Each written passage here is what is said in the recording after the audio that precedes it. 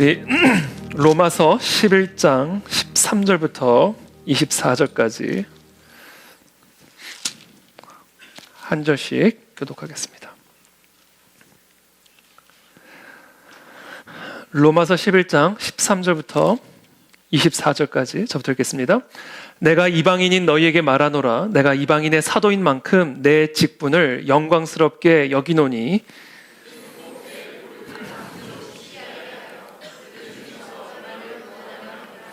그들을 버리는 것이 세상의 화목이 되거든 그 받아들이는 것이 죽은 자 가운데서 살아나는 것이 아니면 무엇이리요?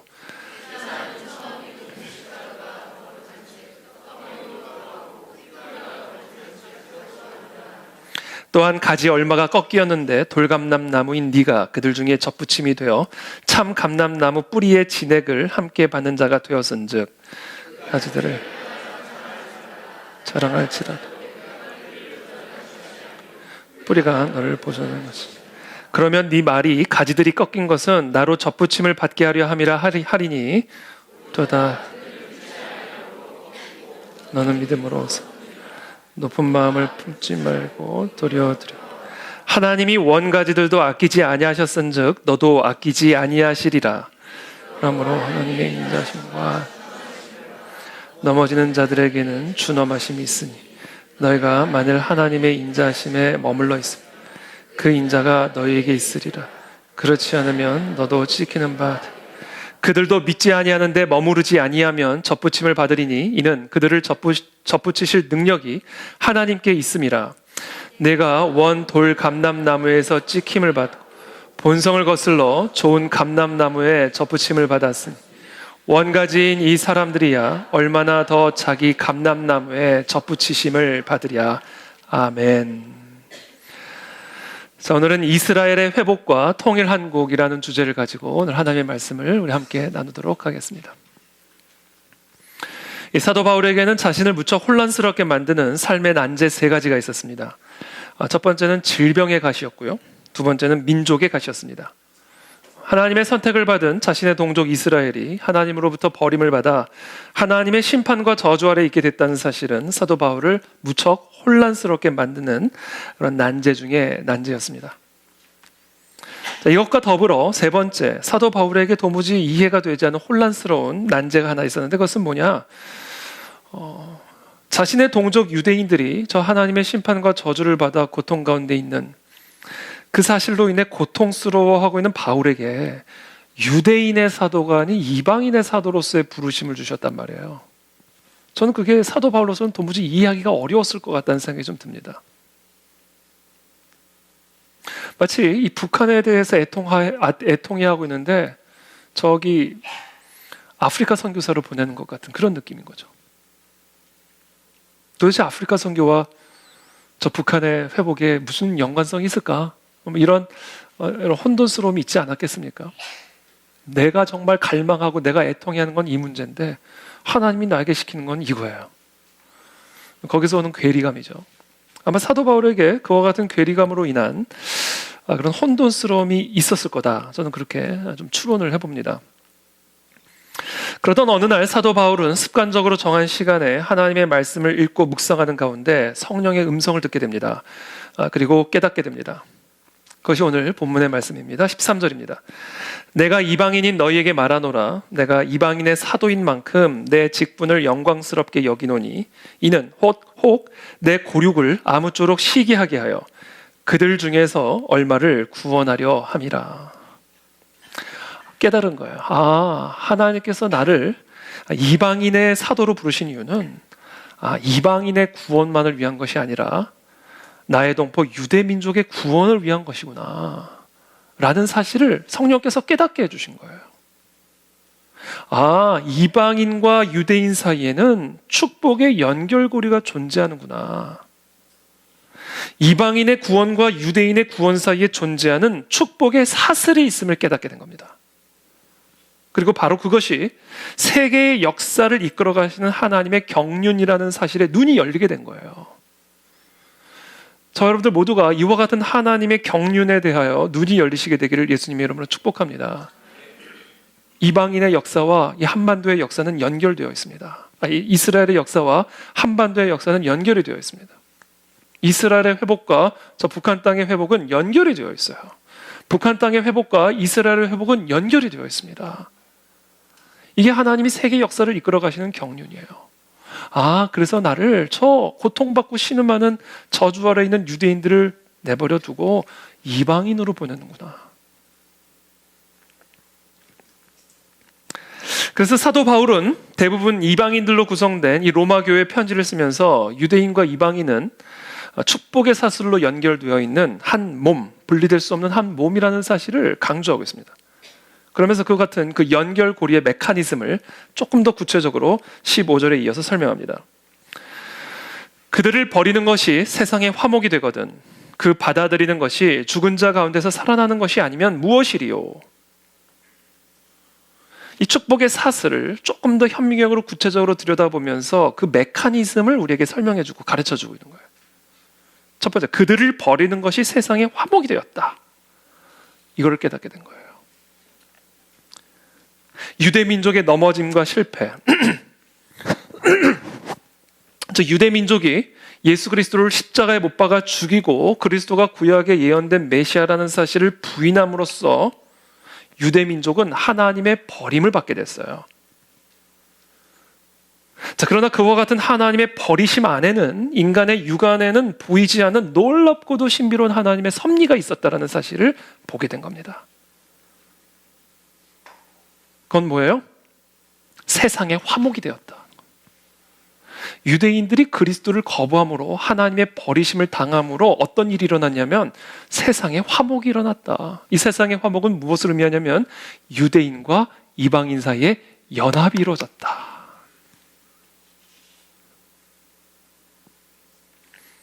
유대인들이 복음을 거부함으로써 이 복음이 이방인 세계로 들어가게 됐고 이방인 세계에서 복음을 영접함으로 그들이 유대인과 하나가 되었다. 바꿔 말하면 이스라엘 안으로 들어오게 됐다. 이 이방인들이 이스라엘이 되었다. 그 이야기를 하고 있는 겁니다. 바꿔 말하면 유대인과 이방인 사이의 구분이 사라졌다라는 거예요. 유대인이든 이방인이든 혈통과 인종과 상관없이 그리고 그것에 따른 어떠한 차별도 없이 모두가 예수 그리스도를 믿음으로 말미암아 하나님의 언약 백성이 되었다라는 겁니다. 사도 바울은 에베소서 2장 11절에서 이렇게 말합니다. 그러므로 생각하라. 너희는 그때 육체로는 이방인이요. 자, 예수 그리스도를 받아들이기 전에는 복음이 전파되기 전에는 육체로는 혈통으로는 이방인이요. 손으로 육체에 행한 할례를 받은 무리라 칭하는 자들로부터, 저 유대인들로부터 할례를 받지 않은 무리라 칭함을 받는 자들이었다. 그때 너희는 그리스도 밖에 있었고 이스라엘 나라 밖의 사람이라. 약속의 언약들에 대하여는 외인이요 세상에서 소망이 없고 하나님도 없는 자이더니 이제는 그리스도를 영접함으로 말미암아 멀리 있던 너희가 이스라엘 바깥에 있던 너희가 언약 바깥에 있던 너희가 그리스도 예수 안에서 그리스도 예수로 말미암아 가까워졌느니라. 이스라엘 안으로 들어왔느니라. 언약 안으로 들어왔느니라. 즉 이스라엘이 되었느니라. 너희가 유대인들이 되었느니라. 그 얘기를 하고 계시던 거예요. 이게 지금 너희가 버림당하심으로 말미암아 세상의 화목이 되었다는 것의 의미예요. 이방인과 유대인 사이에 있었던 담이 허물어지고 이방인들이 그리스도를 영접함으로 말미암아 이스라엘이 되었다. 언약 백성이 되었다. 그 얘기를 하는 겁니다. 그렇기 때문에 이제 혈통적 이스라엘에게만 독점적으로 그리고 배타적으로 주어졌던 하나님 언약 백성으로서의 자격과 특권은 이제 예수 그리스도 안에서 완전히 폐지되었고 이제는 이방인들도 저와 여러분들도 하나님의 언약 백성 즉 이스라엘의 일원으로 받아들여졌다는 의미예요. 그리고 여기서 지금 제가 말한 이스라엘이라는 건 당연히 아브라함의 후손인 육적인 이스라엘이 아니에요. 저와 여러분들은 아브라함의 씨가 아니잖아요. 유대인들이 아니잖아요. 여기서 말하는 이스라엘은 육적인 이스라엘을 의미하는 것이 아니라 영적인 이스라엘을 의미하는 거예요.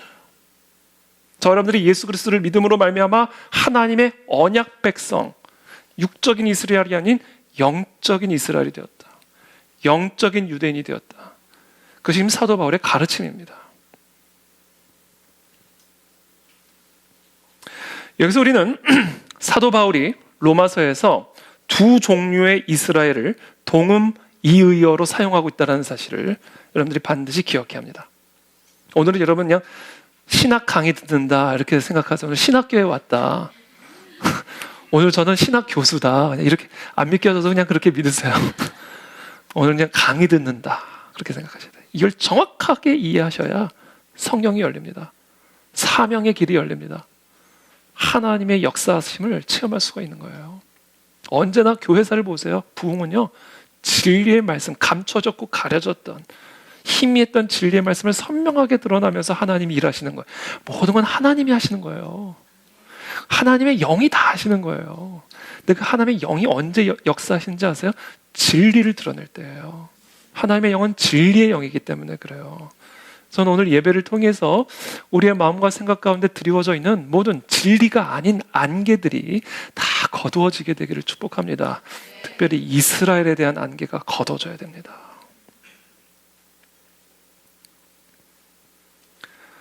그래서 오늘 이거 하고 시험을 볼 거예요. 시험 들지 마세요. 주여. 자, 사도 바울은 로마서에서 두 종류의 이스라엘을 동음 이의어로 혼용해서 씁니다. 하나는 국가적, 민족적 이스라엘을 의미하는 육적인 이스라엘이고요. 또 다른 하나는 국가적, 민족적 이스라엘을 초월하여 이방인들까지도 포함하는 하나님의 언약 백성으로서의 이스라엘, 즉 영적인 이스라엘을 그냥 이스라엘로 혼용하면서 쓰고 있어요. 여러분들이 이것을 정확하게 이해를 하셔야 됩니다. 오늘 본문이 포함되어 있는 로마서 11장에서 사도 바울이 사용하고 있는 이 이스라엘은 유대 민족을 의미하는 육적인 이스라엘이에요. 예를 들면 로마서 11장 1절부터 2절 말씀 한번 보세요. 그러므로 내가 말하노니 하나님이 자기 백성을 버리셨느냐? 그럴 수 없느니라. 나도 이스라엘이니요. 이거 육적인 이스라엘이에요. 아브라함의 씨요. 육적인 이스라엘이에요. 베냐민 지파라. 혈통적인 육적인 이스라엘을 의미하는 거예요. 그렇기 때문에 지금 오늘 우리가 함께 읽은 이 로마서 11장에서 말하는 이스라엘은 혈통적인 육적인 이스라엘을 의미하는 겁니다. 자, 반면에 로마서 9장을 보면 9장 1절부터 한번 제가 쭉 읽어드릴게요. 내가 그리스도 안에서 참말을 하고 거짓말을 아니하노라. 나에게 큰 근심이 있는 것과 마음에 그치지 않은 고통이 있는 것을 내 양심이 성령 안에서 나와 더불어 증언하노니 나의 형제 곧 고륙의 친척, 이거 육적인 이스라엘을 의미하는 겁니다. 그들을 위하여 내 자신이 저주를 받아 그리스도에게서 끊어질지라도 원하는 바로라. 그들은 이스라엘 사람이라. 육적인 이스라엘이에요. 그들에게는 양자됨과 영광과 언약들과 율법을 세우신 것과 예배와 약속들이 있고, 자, 이와 같은 모든 것들이 육적인 이스라엘들에게 속해 있었어요. 5절에 조상들도 그들의 것이요 육신으로 하면 그리스도가 그들에게서 나셨으니 그는 만물 위에 계셔서 세세의 찬양을 받으실 하나님이시라. 아멘. 다 육적인 이스라엘을 의미하는 거예요. 그러나 6절에 하나님의 말씀이 폐하여진 것 같지 않도다.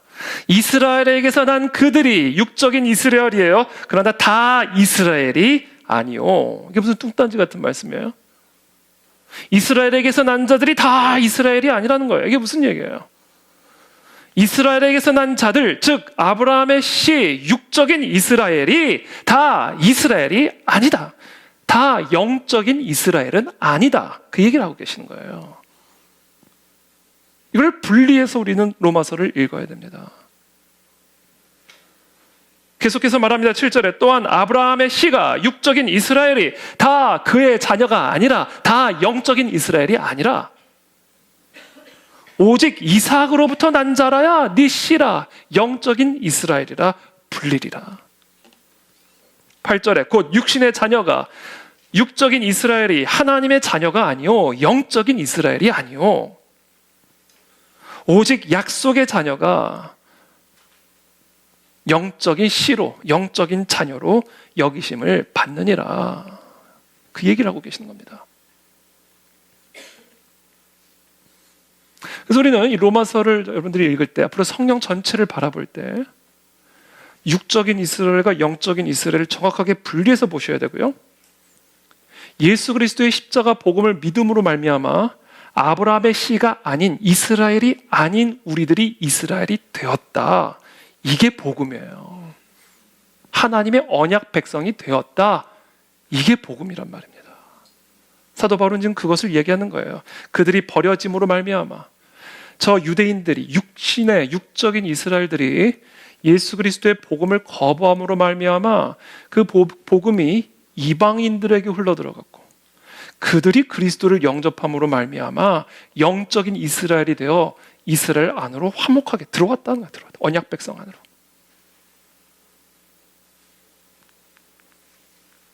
그러면서 이어서 이렇게 말합니다. 15절에 자, 그들을 버리는 것이 세상의 화목이 되거든. 지금까지 설명드린 거예요. 자, 그 받아들이는 것이 유대인들이 그 복음을 다시 받아들이게 될 때 그렇게 된다면 이 이방 세계에서 어떤 일이 일어나겠는가? 아마 죽은 자 가운데서 다시 살아나는 것과 같은 놀라운 생명의 역사가 전 세계적으로 일어나게 될 것이다. 그 얘기를 사도 바울이 이야기하고 있는 거예요. 그래서 이 이방인들과 유대인들 사이에는 축복의 연결고리가 있다라는 거예요. 그걸 사도 바울이 보게 된 거예요. 아, 그래서 하나님이 나를 이방인으로 보냈구나. 유대인들이 복음을 거부하니까 나로 하여금 그 복음 들고 이방 세계로 가게 하여 이방인들을 영적 이스라엘이 되게 하면 그것으로 말미암아 다시 유대인들이 복음을 받아들이게 될 것이고 그렇게 되면 다시 한번 이 세계의 놀라운 생명의 역사, 죽은 자가 다시 살아나는 것과 같은 기이한 생명의 역사가 일어나게 될 것이구나. 이걸 이제 사도 바울이 보게 된 겁니다. 한국 교회는 이 눈이 열려야 됩니다. 그때 통일이 이루어지는 거예요. 그래서 제가 계속 강조하는 거예요. 이스라엘 선교와 북한 선교는 같이 가야 된다. 축복의 사슬이 묶여있기 때문에 그래요. 그래서 북한 선교하는 게 이스라엘 회복을 위한 일이고요. 이스라엘 회복하는 게 북한 선교를 위한 일이에요. 이방인을 위한 일이 유대인을 위한 일이고요. 유대인을 위한 일이 이방인을 위한 일이에요.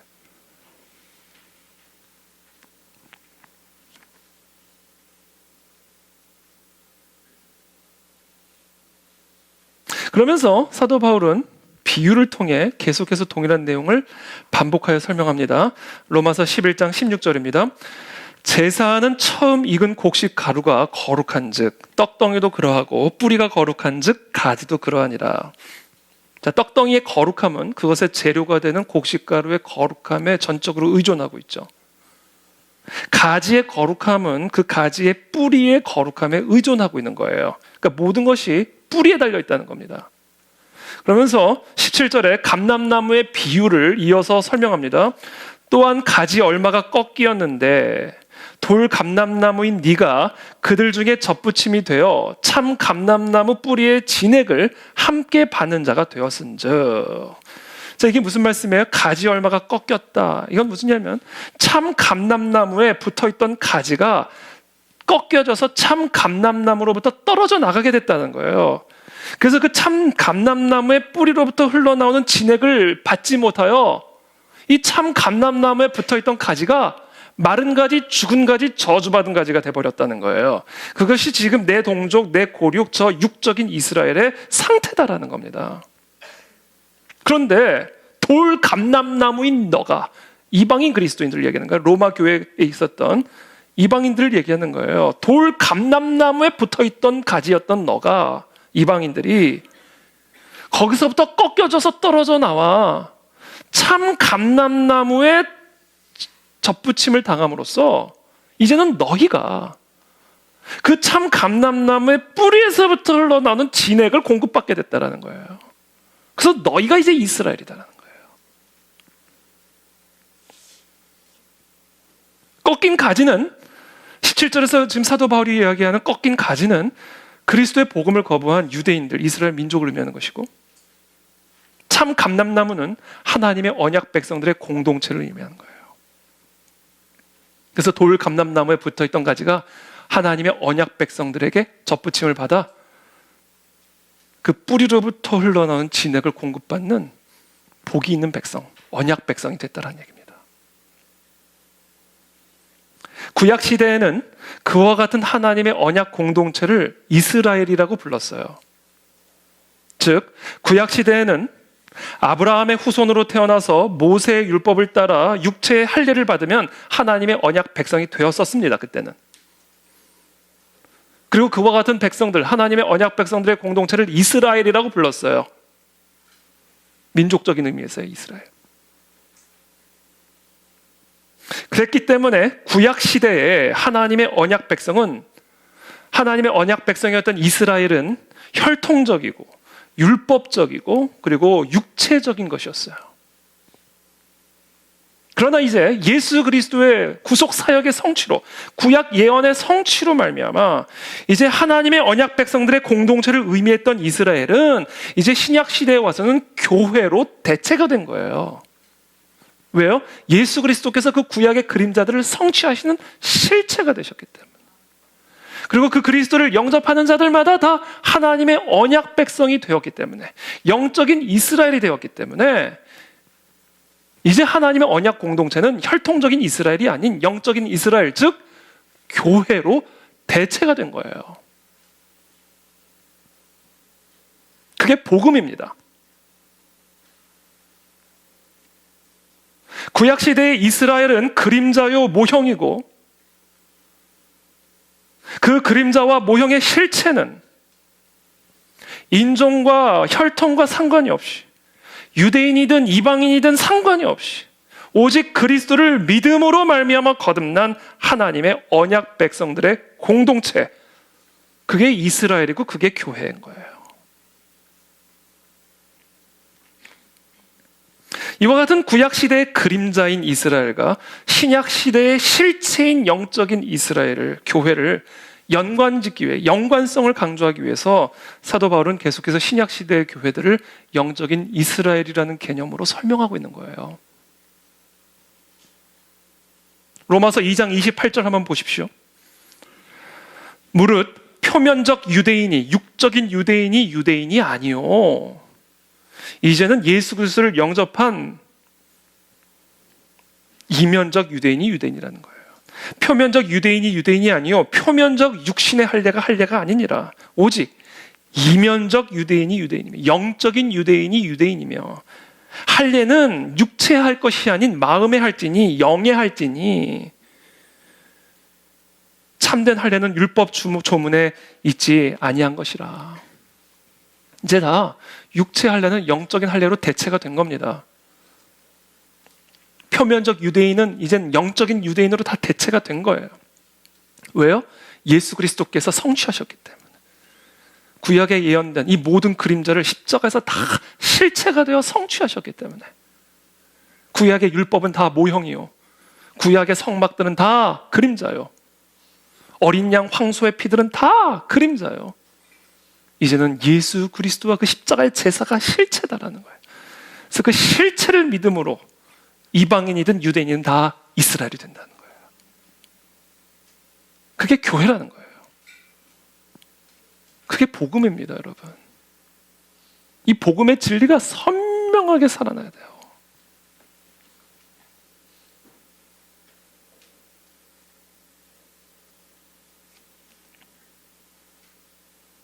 그러면서 사도 바울은 오늘 본문에서 이 아브라함의 후손인 육적인 이스라엘이 하나님의 언약 백성들의 공동체, 즉 영적인 이스라엘, 교회로부터 잘려나가게 된 이유를 말해요. 참 감람나무에 붙어있던 이 가지가 참 감람나무, 하나님의 언약 공동체로부터 부러져 떨어져 나가게 된 이유를 얘기합니다. 예수 그리스도의 복음을 거부했기 때문이라는 거예요.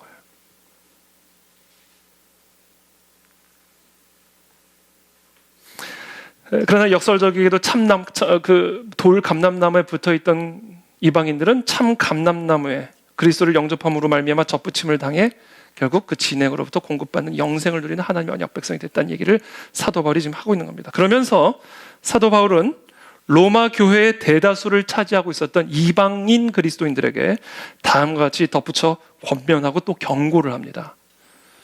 18절의 말씀이에요. 그 가지들을 향하여 자랑하지 말라. 원래 참 감람나무에 있다가 예수 그리스도의 복음을 끝까지 믿지 않고 거부함으로 말미암아 잘려나간 그들을 향하여 너 돌감람나무에 붙어 있었던 이방인 그리스도인들이여 자랑하지 마라. 자랑할지라도 네가 뿌리를 보존하는 것이 아니요 뿌리가 너를 보존하는 것이니라. 너의 공로로 접붙임 당한 거 아니다. 하나님의 은혜로 네가 참 감람나무에 접붙임을 당하게 된 것이다. 그러므로 유대인들을 향하여 자랑하지 마라. 유대인들을 멸시하거나 조롱하는 반유대주의자가 되지 마라. 유대인들을 사랑하라. 유대인들을 위해 기도하라. 유대인들을 위해 헌신하라. 그것이 너희 이방인 그리스도인들의 의무다. 이걸 사도 바울이 우리에게 가르쳐주고 있는 거예요. 우리 그 안에 진리교회가 유대인들을 사랑하는 교회가 되기를 원하고 유대인들을 위해서 눈물로 사도 바울의 마음을 품고 중보할 수 있는 그런 교회가 되기를 바랍니다. 이번 12월에 우리가 이건 정말 정탐이에요. 본격적인 게 아니에요. 정탐입니다. 하나님이 저는 그곳에 가서 많은 걸 보고 느끼고 받아서 하나님이 우리 교회 북한 선교 인도해 주시듯 이스라엘 선교의 그 문을 열어주시기를 기도하기를 원합니다. 여러분 지금부터 기도해 주십시오. 이거는 하나님이 교회를 향한 뜻이요 저와 여러분들의 책임이에요. 그게 통일과 연계되어 있다는 거예요. 이스라엘 선교와 북한 선교는 연결되어 있다는 거예요.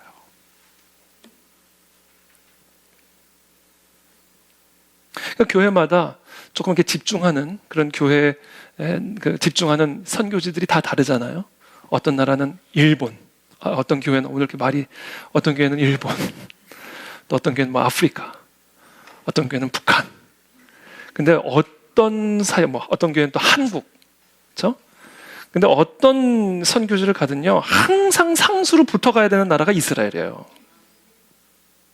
이게 이방인 그리스도인들을 향한 하나님의 명령이고 뜻이고 경고예요.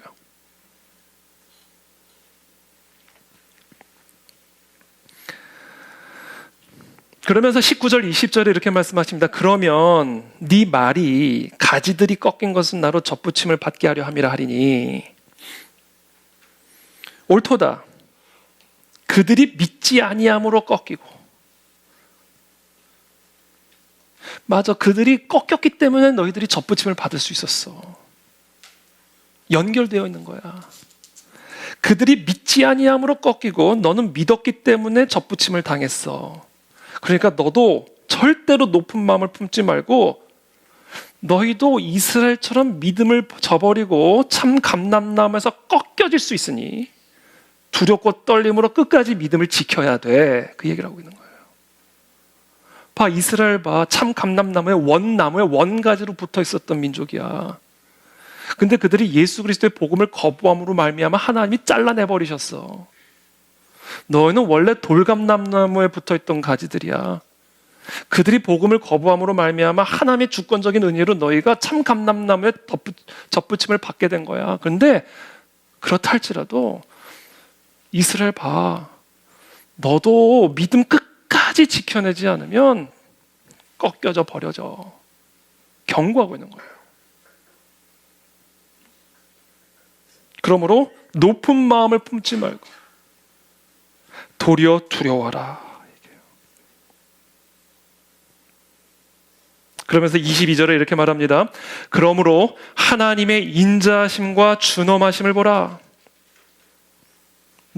너희 이방인들을 접붙이신 하나님의 인자하심을 보라. 그러나 동시에 저 이스라엘 민족을 믿지 않는 저 이스라엘 민족을 아끼지 않고 꺾어내버리신 하나님의 준엄하심을 봐라. 넘어지는 자들에게는 준엄하심이 있으니 너희가 만일 하나님의 인자하심에 머물러 있으면 그 인자가 너희에게 있으리라. 그렇지 않으면 너도 찍히는 바 되리라. 여러분들 복음에 대해서 분명히 이해하셔야 될 게 있습니다. 이 안개 다 거두어져야 돼요. 오직 우리는 어떤 우리의 공로나 의지도 없이 오직 하나님의 선물로 구원을 받아요. 이건 무조건적인 은혜예요. 우리가 한 거 아무것도 없어요. 그냥 하나님이 나를 선택해 주셨고 하나님의 은혜로 내가 하나님의 자녀가 되는 은혜를 누리게 됐어요. 이건 무조건적인 하나님의 선물입니다. 그런데 그 무조건적인 하나님의 은혜를 내가 누림으로 저 돌감람나무에서 떨어져 나와 참 감람나무에 접붙임을 당하여 거기서부터 흘러나오는 진액을 먹기 위해서는요, 믿어야 돼요. 오직 은혜인데 오직 믿음으로만 누릴 수가 있어요. 그래서 이 무조건적인 오직 은혜는요, 조건적이에요. 받아들여야 돼요. 예수님은 온 인류를 위해서 십자가에 못 박아 죽이심을 당하고 대속하셨어요. 그러나 모든 사람들이 다 구원받는 거 아니에요. 왜? 조건을 충족시키지 않았기 때문에. 원가지를 할지라도. 그래서 하나님이 우리에게 베푸신 이 구원의 은혜라는 거는요, 조건적이에요. 이 무조건적인 은혜를 누리기 위한 조건이 있다고요. 그 조건을 지키지 않으면 너희 이방인들도 붙었다가 잘려나간다 이거예요.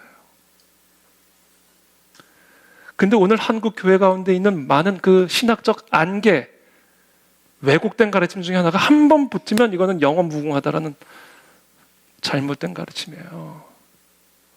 꺾어내버리신다 그러는데 누가 그렇게 말을 합니까? 도대체. 조건이 만족이 되지, 그러니까 끝까지 가봐야 되는 거예요.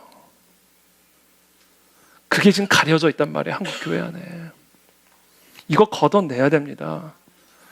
그래야 가라지를 양산하는 교회가 되지 않을 수 있어요. 여러분, 한국 교회 뭐 크다고 여러분 안심할 거 하나도 없어요. 물량 공세로 천국 가는 거 아닙니다. 한 사람이라도 밀만 들어가는, 진짜만 들어가는 거예요. 다 꺾여져 나갑니다. 한 번 붙으면 영원히 붙어 있다고 생각하고 믿음을 지키지 않고 사니까. 예를 들면 이런 거예요, 여러분. 여러분 자동차 타고 오셨잖아요, 오늘.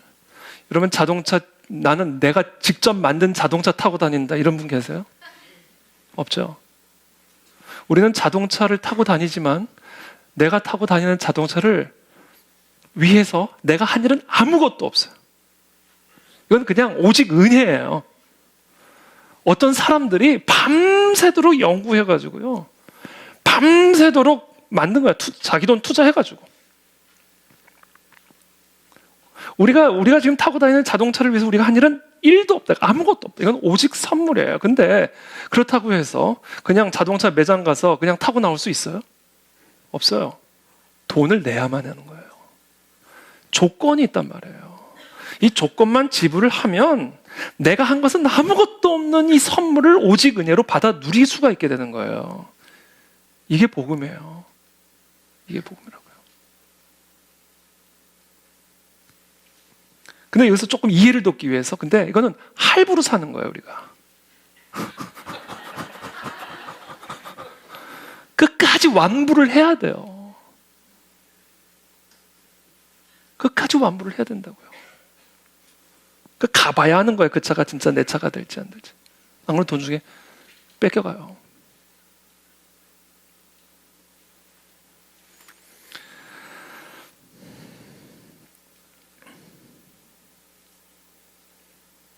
그렇기 때문에 지금 사도 바울은 얘기하는 겁니다. 참 감람나무에 접붙여진 이방인들이라 할지라도 이스라엘 민족처럼 믿음을 잃어버리면 또는 거부하면 그들도 다시 그 나무로부터, 붙어있던 나무로부터 꺾여 잘려 나가게 돼요. 그러니까 절대로 높은 마음을 품지 말고 두려운 마음을 가지고 신앙생활을 해야 된다. 그러니까 여러분, 저와 여러분들이 신앙생활 안에는 이 두려움이 있어야 돼요. 우리의 구원을 자만하지 말아야 됩니다. 내가 끝까지 믿음을 지켜내서 영원한 안식 천국에 들어갈 수 있을지는요, 가봐야 하는 거예요. 그게 바로 민수기의 핵심적인 가르침이에요. 출애굽 1세대는 적과 꿀이 흐르는 약속의 땅을 약속 받아놓고도 못 들어가고 광야에서 저주받아 죽었습니다. 아니, 어떻게 약속을 받아놓고도 못 들어가나? 약속하셨는데 왜 안 데리고 들어가? 조건을 만족시키지 않았겠다. 들어가면 그냥 주어지는 거야. 내 필임이 아무리 많아도 하나님의 전쟁으로 다 끝나는 거야. 들어가기만 하면 되는. 근데 그 들어가는 조건을 만족시키지 않은 거야. 불신하고.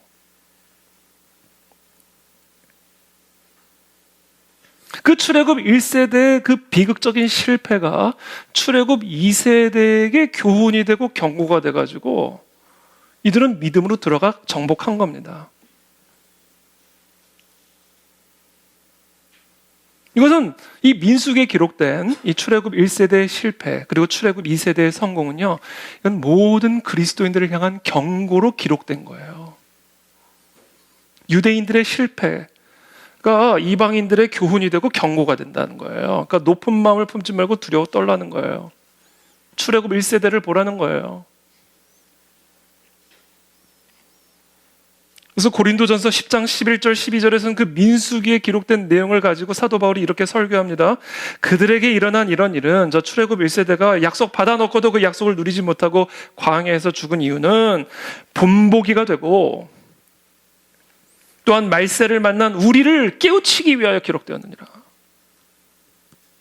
그런즉 선줄로 생각하는 자는, 나는 구원받았다라고 생각하는 자는 그 구원을 빼앗기지 않을까 조심하라. 참 감람나무에 붙었다 생각하는 자는 다시 떨어져 나가지 않을까 두려운 마음으로 신앙생활하라, 얘기하는 거예요.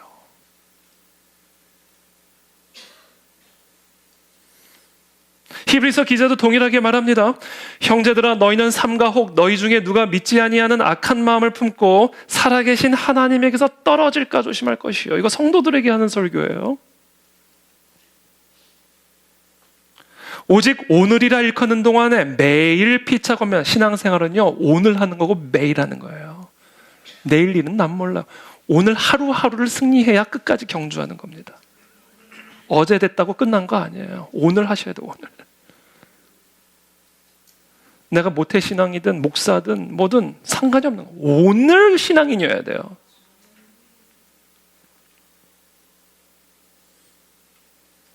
우리가 시작할 때 확신한 것을 끝까지 견고히 잡고 있으며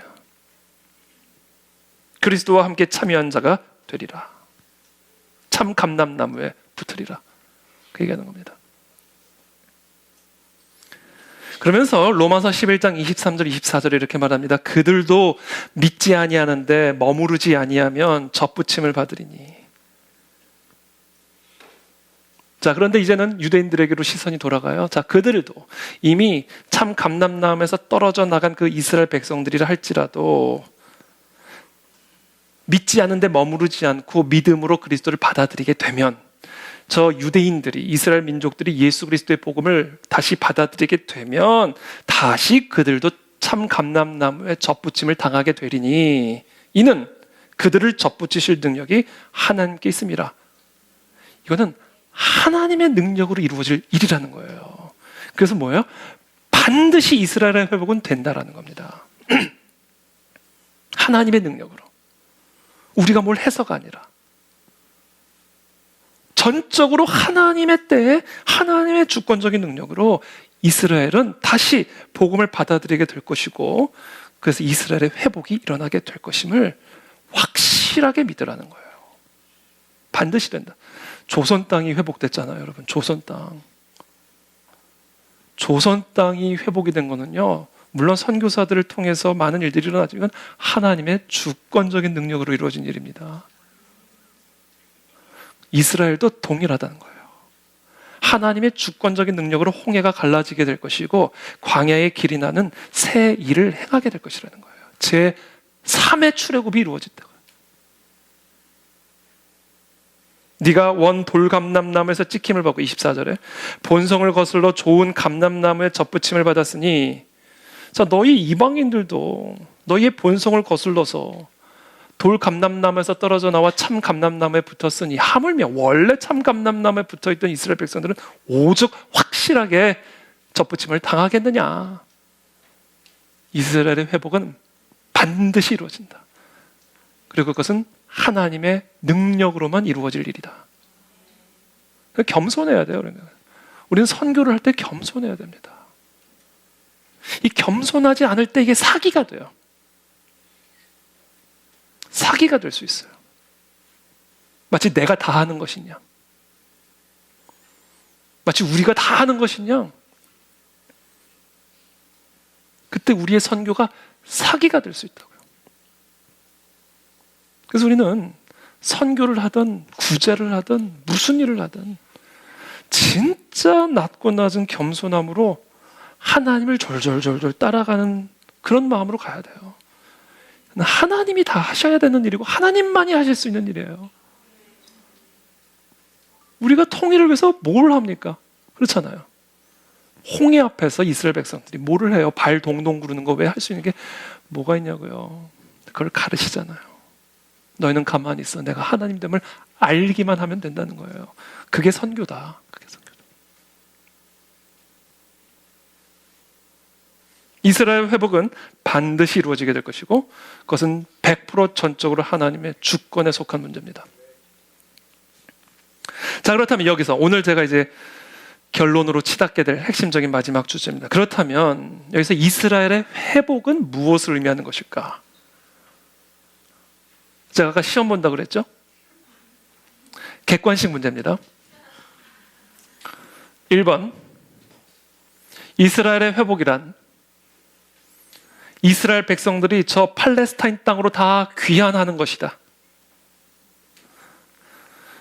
2번, 그렇게 귀환을 해서 그 예루살렘에 저 세워진 황금사원 부셔놓고 저기에 다시금 제3의 성전을 재건축하는 일이다.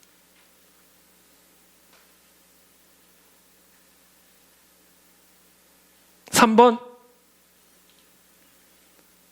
예수 그리스도께로 돌아가는 것이다. 아니, 너무 쉽나 제가 내고 이거 틀리시면 안 됩니다. 당연히 3번이죠. 이스라엘 땅으로 돌아가는 것도 좋아요. 다 좋아요. 그러나 그것이 예수 그리스도를 영접하는 것과 결부되지 않으면 그건 아무 의미가 없는 거예요. 뭘 해도 다 좋아. 선교 전략이야 100만 가지가 있을 수 있으니까. 그러나 그것이 예수 그리스도를 영접하여 예수 그리스도를 믿음으로 예수 그리스도께로 돌아오는 것과 결부되지 않으면 그건 아무것도 아닌 거예요.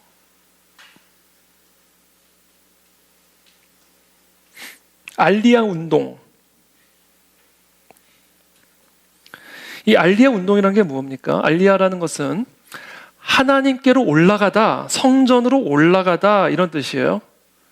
전 세계에 흩어진 우리 유대인 디아스포라 유대인들이 이 팔레스타인의 이스라엘 영토로 복귀하는 운동이에요. 그러니까 이게 결국에 무슨 의미냐면 저 팔레스타인 이스라엘 영토로 복귀하는 게 하나님께로 올라가는 거예요.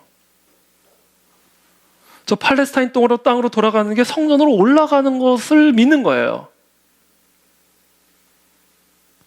이게 알리야 운동이에요. 이거는 사도 바울의 복음에 대한 가르침하고는 좀 달라요. 어디에 있든 예수 그리스도께로 가야 돼요. 그게 성전으로 올라가는 것이고 그게 하나님께로 올라가는 거예요. 근데 이스라엘 영토로 돌아가는 게 하나님께로 올라간다라고 하는 이 유대인들의 이 알리야 운동은 유대교 운동이에요. 아까도 말씀드렸지만 뭐 영토로 귀환을 하든 뭘 하든 다 좋아요. 근데 이것이 궁극적으로 그들을 예수 그리스도께로 올라가게 하는 것으로 결부되지 않는다면 이건 그냥 유대교 재건 운동이에요. 유대교 선교 운동이고 유대의 국가 회복하기 위한 국가 민족 운동이에요. 하나님 나라 운동과는 아무런 상관이 없는 거예요.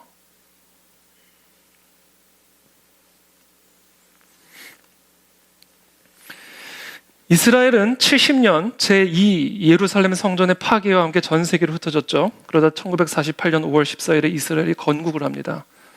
이때 이스라엘의 인구가 8만 명이었어요. 근데 그때 세계 곳곳에서 분쟁과 전쟁이 일어날 때마다 이 디아스포라 유대인들이 알리야를 해가지고요. 지금 이스라엘의 인구는 892만 명이 됐습니다. 약 9배가 난 거예요. 9배가 뭐예요? 100배죠, 100배. 산수가 갑자기 늘어나죠. 100배죠. 100배가 넘어선 거예요.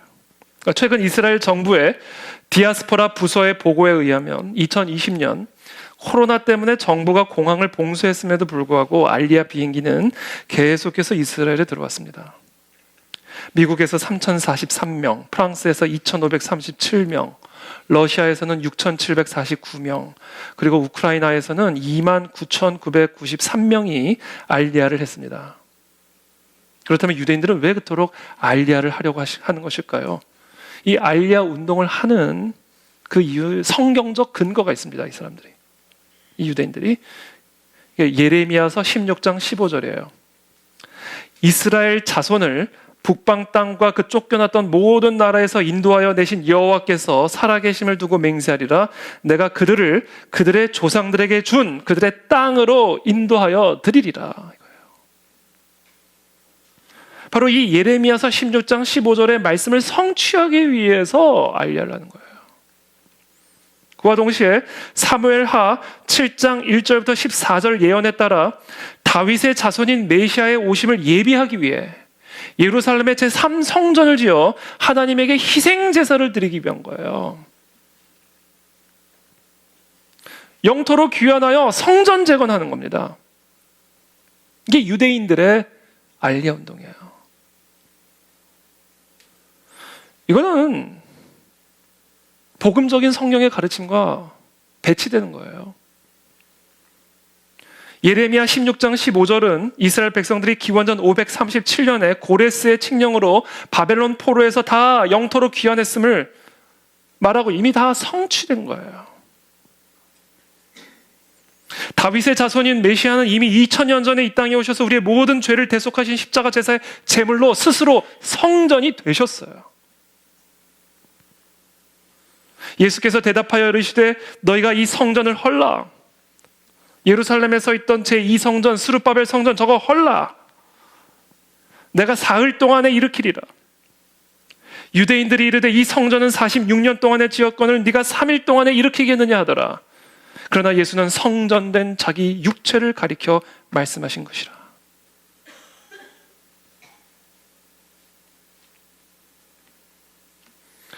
현재 한국 교회 가운데 유행처럼 번지고 있는 알리야 운동은 하나님 나라 회복 운동이 아니라 이스라엘의 국가 회복을 위한 정치 운동이에요. 이와 같은 정치 운동을 시오니즘이라고 부릅니다. 알리야 운동은 시오니즘의 기초를 두고 있습니다. 따라서 알리야 운동이 무엇인지를 좀 더 정확하게 이해하려면 먼저 시오니즘을 이해하셔야 됩니다. 19세기 무렵부터 세계 곳곳에 흩어져 살던 유대인들은 자신들의 조상의 땅이었던 팔레스타인 지방에 이 유대인의 민족 국가를 재건하기 위한 노력을 본격적으로 시작합니다. 그리고 그와 같은 민족주의 운동은 1948년 5월 14일 이스라엘이 건국이 되면서 열매를 맺게 됩니다. 자, 이와 같은 이스라엘 민족의 국가 회복을 위한 운동을 시오니즘, 이 영토 회복 운동을, 국가 재건 민족 운동을 시오니즘 또는 시온주의라고 부릅니다. 근데 교회 안에도 이와 같은 시온주의를 지지하는 분파가 있는데 그것을 우리는 이제 기독교 시온주의자들, 시오니즘, 시오니스트들 이렇게 표현하죠. 교회 안에도 이와 같은 유대인들의 시온주의를 지지하는 분파들이 있다고요.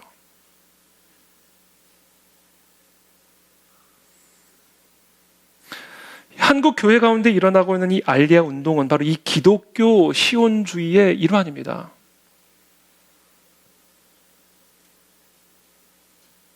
더 깊은 많은 이야기들을 할 수 없지만 일단 간략하게라도 설명을 드리면 기본적으로 이 기독교 시오니즘이라고 하는 거는요, 시오니즘이라고 하는 정치적 운동을 신학적으로 뒷받침하는 신학을 체계를 가지고 있어요.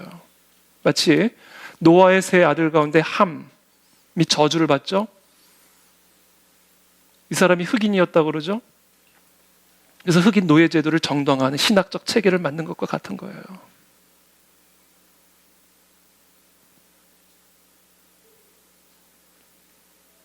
이 기독교 시오니즘의 신학적 기반, 그 유대인들이 지금 전 세계 다 흩어져요. 특히 미국. 모든 정치, 경제, 문화, 예술, 교육 어마어마한 영향력을 가지고 있잖아요. 그러니까 이게 이 기독교 재건 운동, 유대 국가 재건 운동을 할 때 전 세계에 흩어져 있는 디아스포라 유대인들이 막강한 영향력을 가지고 정치가를 로비하고 신학교를 로비하고, 왜? 신학교에는 다 유대인들이 있으니까. 교회 목사들을 로비하고 교육기관 로비하고 친유대, 친시오니즘, 그래서 그것을 뒷받침하는 다양한 정치 정책, 경제 정책, 군사 정책, 문화 정책, 교육 정책, 신학 체계들이 쫙 마련이 된 거예요.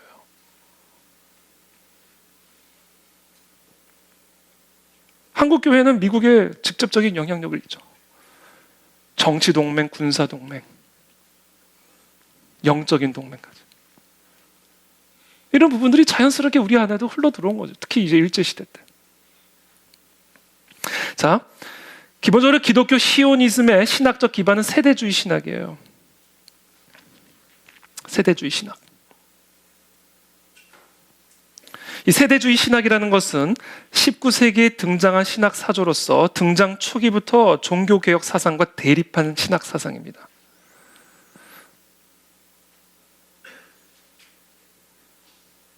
세대주의라는 것은 성경과 교회의 역사를 시대별로 구분을 해서 하나님의 통치 원리가 각 시대마다 다르고 그의 백성들의 구원의 방법들도 다 시대마다 다르다라고 주장하는 신학적 사조입니다.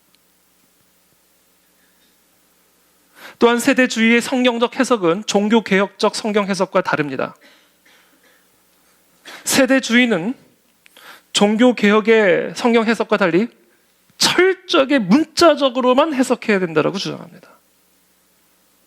이스라엘, 그런 건 그냥 육적인 이스라엘이지 무슨 영적인 이스라엘. 할례, 그런 건 그냥 육적인 할례지 영적인 할례 이런 거 아니라는 거예요. 천년, 그럼 천년이에요.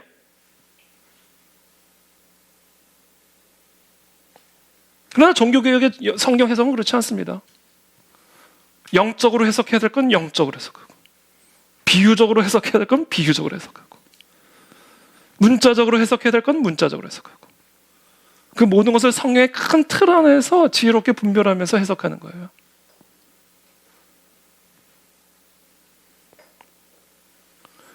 특별히 세대주의에서는 예루살렘 성전이 재건이 되면 그리스도의 재림과 함께 천년 왕국이 도래해서 세계의 종말이 온다라고 믿습니다. 그러니까 영토 회복과 성전 재건이요, 그리스도의 재림과 연관성이 있어요. 대다수의 정통적 개신교회에서는 이와 같은 세대주의적인 문자적 성경 해석과 종말론에 동의하지 않습니다. 그러나 일제시대부터 특별히 이 세대주의 종말론에 크게 한국교회가 영향을 받게 되었고 대표적으로 신사도 운동과 백투더 예루살렘 운동이 이 세대주의적 성경 해석과 종말론을 지지합니다. 저는 저와 가까운 목사님들 가운데서도 또 저랑 가까운 성도님들 가운데서도 이런 운동에 지지를 하거나 열심히 있는 분들이 계세요. 전 여전히 그분들을 사랑하고 존경하고 앞으로도 여전히 친구로 지낼 거예요. 안 그러면 저 친구가 없어지니까.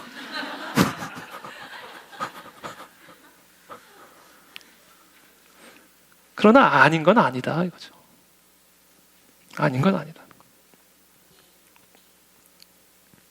특별히 세대주의자들은 이스라엘과 교회를 분리합니다. 참 감람나무에 붙은 가지라고 그랬잖아요. 하나의 나무에서 하나의 뿌리로부터 올라온 진액이에요. 근데 유대인들이 있고 그것과 분리된 교회가 있다는 거예요. 그러니까 이방인과 유대인 사이의 구분이 사라지지를 않은 거예요. 한 몸이 된 게 아니에요. 신약 시대 이후에도 하나님의 선택받은 민족으로서의 이스라엘 민족의 특별한 지위는 변함없이 유지가 되고 이스라엘 민족은 이방인들로 구성된 교회와는 구분되는 하나님의 특별한 계획 속에 있는 여전히 특별한 민족이에요. 그거 아닙니다.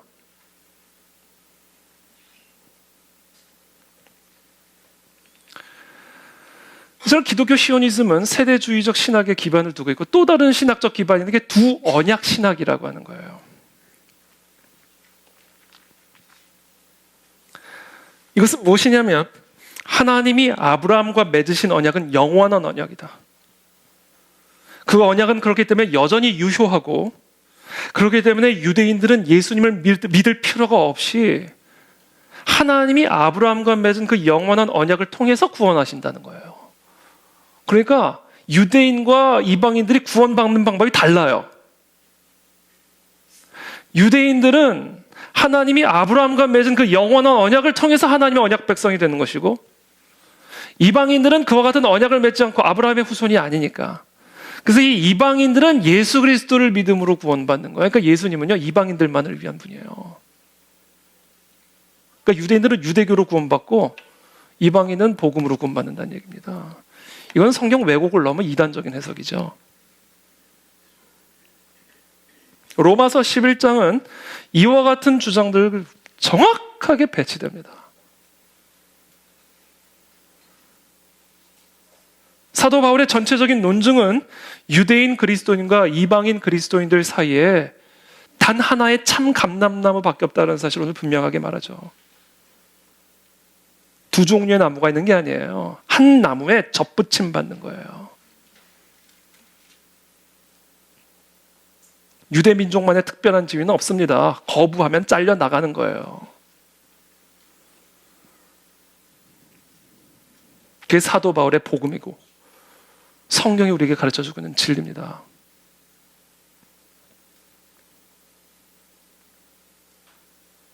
특히 이와 같은 기독교 시온주의적 성경 해석은 1967년 6.1 전쟁 이후에 급부상하게 되면서 이스라엘과 팔레스타인 간 끊이지 않는 갈등에 영향을 주고 있어요. 그렇지 않겠습니까?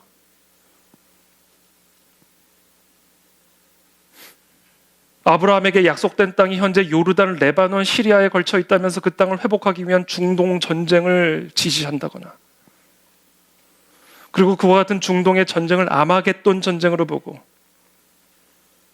그와 같은 전쟁을 통해서 예수님이 재림하시고 천년 왕국이 시작된다는 결정적인 징조를 보고 있어요. 중동 선교 못합니다. 그러면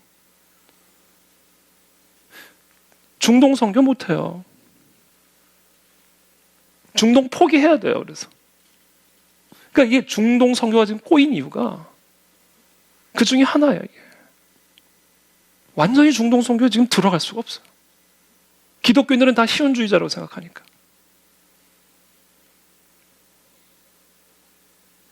이게 풀어져야 중동 선교도 풀어져요.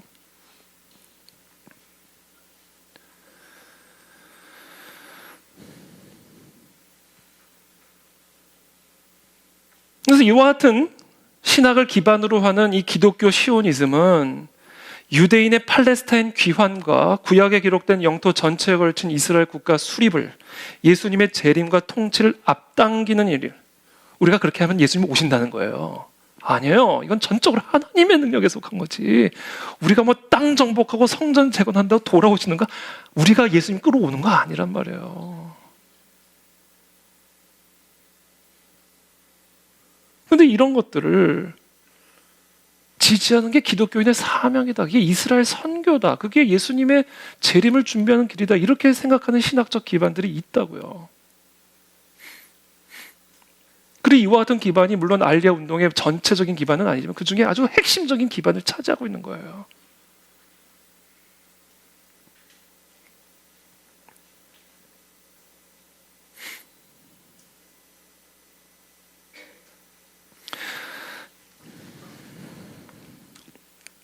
현대 기독교 지성을 대표하는 복음주의자이자 20세기 최고의 설교가로 손꼽히는 존 스타트 박사님은 이렇게 말했습니다. 유대인들의 귀환과 유대 국가 수립을 성경 예언의 성취로 보는 세대주의 신학은 왜곡된 성경 해석에 기반한 잘못된 신학이다.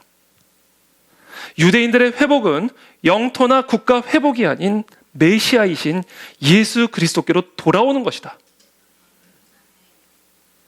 이게 아까 제가 드린 객관식 질문의 답이에요, 여러분.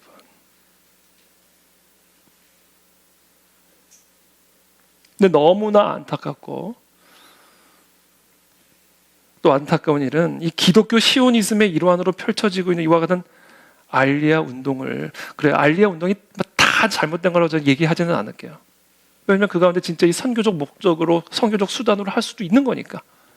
그러나 주류적인, 기본적인 이 유대교적 이 알리아 운동, 그리고 그와 함께 동조하는 많은 교회의 이와 같은 알리아 운동은요, 이걸 한국 교회가 앞장서서 하고 있다는 게 이게 너무 기가 막힌 일이에요. 아니 어떻게 영토 귀환이 그리스도의 재림과 직결된 문제입니까? 어떻게 거기다 한국 교회가 그렇게 막대한 헌금을 쏟아부을 수가 있어요? 진짜 기가 막힌 일이에요. 그와 같은 이스라엘 회복은요, 바울이 꿈꾸면서 기도했던 회복이 아니에요. 어디 사도 바울의 가르침 가운데 내 동포 이스라엘 백성들이 하루라도 빨리 예루살렘으로 귀환하기를 원한다라는 그런 내용이 1.1핵이라도 있으면 가르쳐 주세요. 우리 지금 계속 로마서 보잖아요. 사도 바울의 그 애통한 마음 가운데 지금 나라 잃고 떠도는 내 유대인 민족들이 하루라도 빨리 이스라엘로 돌아와서 예수 그리스도의 재림을 앞당겼으면 좋겠다. 그런 내용이 1.1핵이라도 있으면 가르쳐 달라고요. 언제 예수님이 다 와라, 이스라엘에 다 모여라 그랬어요? 다 가라 그랬지. 예루살렘에 모이는 제자들에게 다 가라 그러셨잖아요. 가라. 예루살렘과 사마리아와 땅끝까지 다 가라.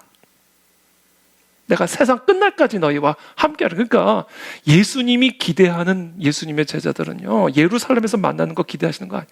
땅끝에서 만나. 세상 끝날까지 땅끝에서 내 복음 가르쳐, 지켜, 행하고 아버지와 아들과 성령의 이름을 세례줘.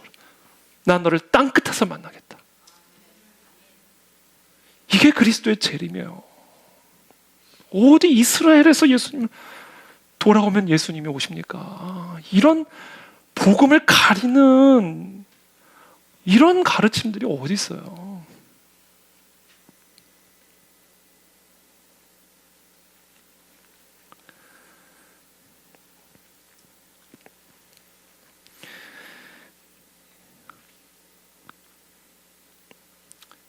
베드로가 어느 날 환상을 보죠.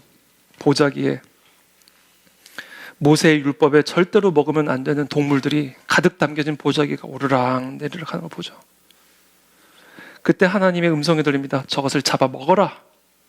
그랬더니 베드로가 뭐라고 그래요? 먹을 수 없습니다. 그렇게 얘기해요. 아니, 하나님이 먹으라는데 더러운 것을 나는 먹을 수 없습니다. 하나님이 그러시죠. 아니, 내가 깨끗하다는데. 내가 깨끗하다는데 왜 네가 더럽다고 못 먹냐? 그러고는 3번 왔다 갔다 합니다. 그게 뭐예요? 한 번으로는 안 되는 거예요. 이 베드로도 이미 다 예수님 만난 그리스도인이라 할지라도 그 유대교적 그 세계관에 꽉 사로잡혀가지고 하나님 그걸 깨시려고 이 환상을 주셨고요. 그걸 깨시려고 고넬료를 보내시는 겁니다. 이방인 군대들.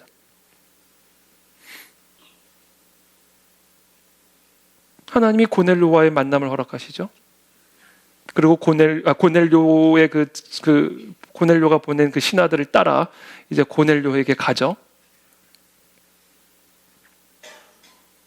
그리고는 베드로가 깨달은 거야. 이 환상의 의미.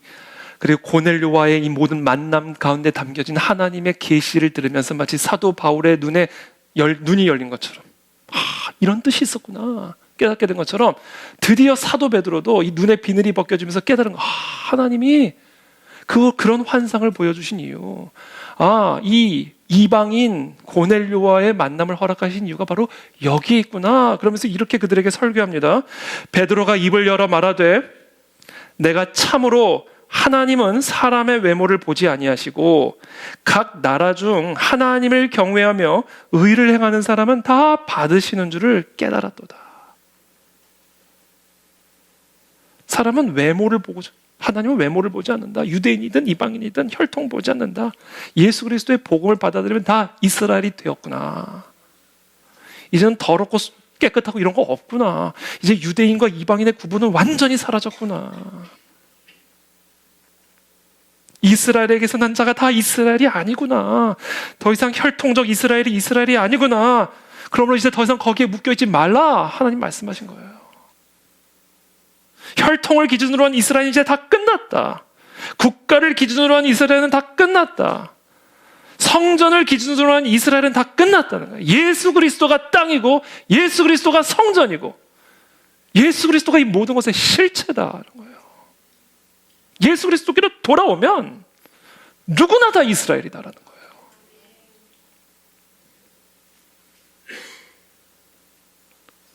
어린 양과 염소의 피는 이제 그리스도의 피로 다 대체됐고, 동물 제사는 십자가 제사로 대체됐고, 할례는 마음의 할례로 다 대체됐어요. 근데 왜 다시 동물의 피로 돌아가냐는 거예요. 왜 다시 그 성전 건물로 돌아가냐는 거예요. 왜 다시 그 땅으로 돌아가냐는 거예요. 이거는 성경의 복음적 가르침을 완전히 뒤집어 놓는 거예요. 복음을 가리는 일이라고요. 베드로가 그 말을 할 때 어떤 일이 일어났는지 아세요? 성령이 부어집니다. 성령이. 사도행전 10장 44절이에요.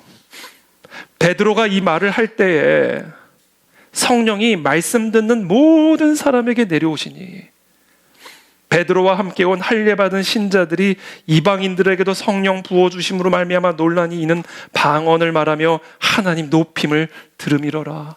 성령이 임하는 거예요. 제2의 오순절이 임한 거예요. 부흥이 일어난 거예요. 여러분, 이와 같은 역사가 우리 가운데 일어날 줄로 믿습니다.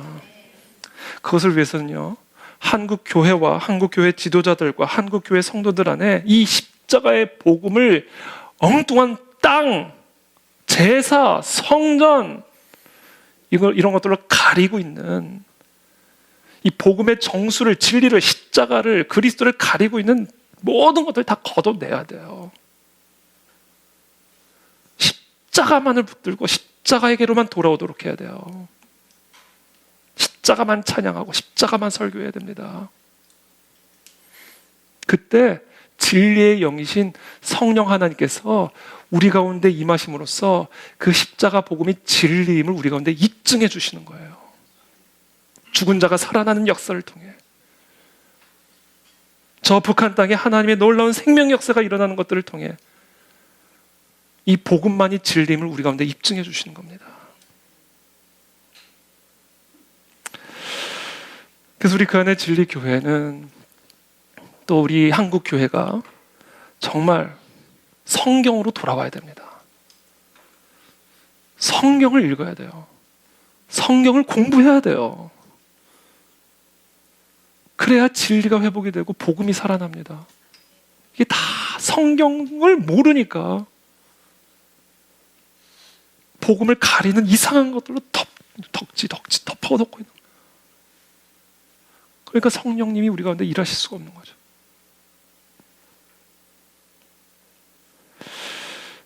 저는 먼저 이 이스라엘에 대한 안개들이 거두어지길 바랍니다. 반유대주의는 다 거둬져야 돼요. 우리는 유대인을 사랑해야 합니다. 유대인의 회복을 위해서 기도하는 건 우리의 의무고 책임이에요. 그러나 그렇다고 해서 또 반대로 정치적인 친유대주의로 흘러가가지고 유대교 재건 운동에 우리가 헌신해서는 안 됩니다. 유대교는 이단이에요. 유대교로 구원 못 받아요.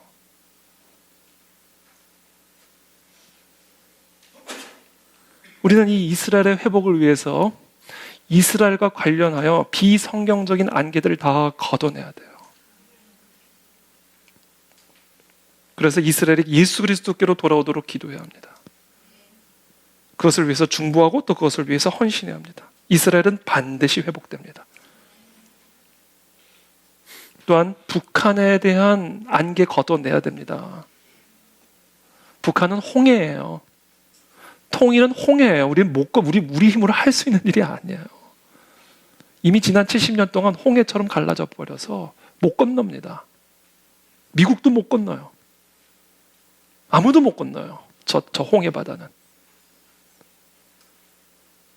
이거는 하나님만이 갈라주실 수 있는 거예요.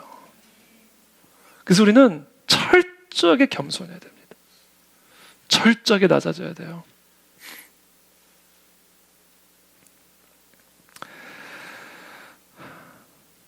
그것을 위해서 우리는 십자가만을 높여야 됩니다. 갈라디아서 6장 14절 마지막으로 함께 읽고 마치겠습니다. 함께 읽겠습니다. 시작.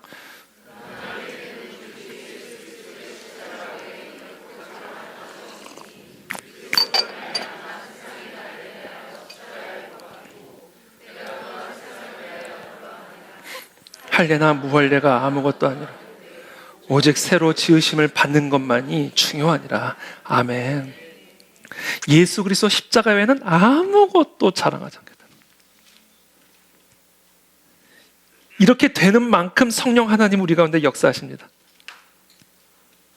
그리스도로 말미암아 세상이 나를 대하여 십자가에 못 박히고 내가 또한 세상을 대하여 그러하니라. 할래나 무할래나 아무것도 아니로되 오직 그리스도로 말미암아 새로 지으심을 받는 것만 중요하다는 거예요. 이 복음의 회복을 통해 우리 한국 땅에 정말 하나님의 거룩한 교회들이 살아나기를 축복하고 이스라엘의 회복과 통일 한국을 위에서 앞장서는 우리 그 안에 진리교회와 한국교회가 되기를 예수님의 이름으로 축복합니다. 함께 기도하며 나가겠습니다.